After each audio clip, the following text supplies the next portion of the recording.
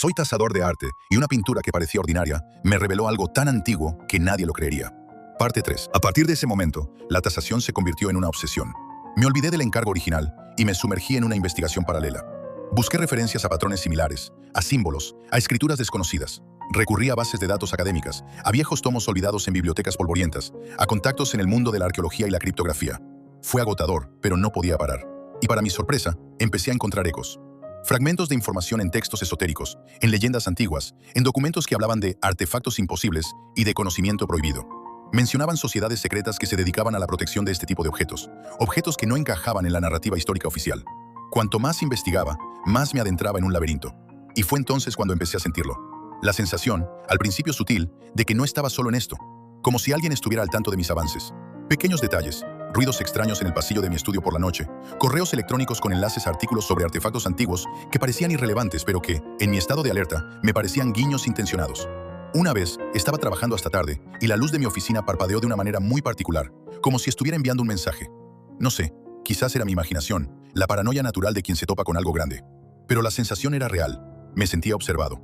Sentía que me había metido en algo mucho más grande de lo que podía manejar, y que había un peligro, o al menos una advertencia, en el aire.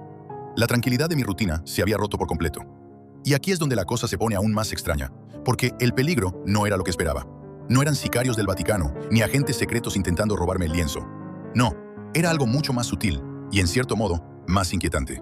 A medida que analizaba los patrones, empecé a darme cuenta de que no eran solo símbolos o texto. Había una lógica subyacente, una estructura que parecía reaccionar, o más bien, interactuar con el entorno. Las vibraciones, los campos electromagnéticos, incluso las frecuencias de sonido. Era como si el propio lienzo fuera una especie de sistema de protección ancestral, o quizá una baliza, que no permitía que su contenido fuera revelado tan fácilmente a cualquiera. Me sentía como un arqueólogo descifrando una trampa antigua. El cuadro, la pintura bucólica del siglo XIX, era solo un velo, una distracción, una forma de esconder algo que no debía ser visto. Y entonces, la pieza clave de todo esto encajó en mi cabeza. El cliente. El tipo excéntrico que me había traído la pintura. Su insistencia en que solo yo la tocara, su mirada penetrante, su frase de «quiero saber todo lo que pueda decirme». Él sabía. Lo supe entonces con total certeza. Él no era simplemente el propietario de una pieza de arte ordinaria. Él era el guardián. El lienzo en sí mismo no era una base para una obra de arte. Era el artefacto.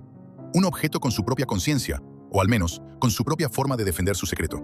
Era una revelación perturbadora, porque significaba que no estaba lidiando con un simple descubrimiento, sino con un secreto que había sido guardado intencionalmente, y que mi cliente formaba parte de esa ancestral custodia. Eso le daba un nuevo nivel de profundidad a toda la situación, una capa de misterio que me atrapaba aún más. No era solo la pintura, era la gente detrás de ella, la historia no contada.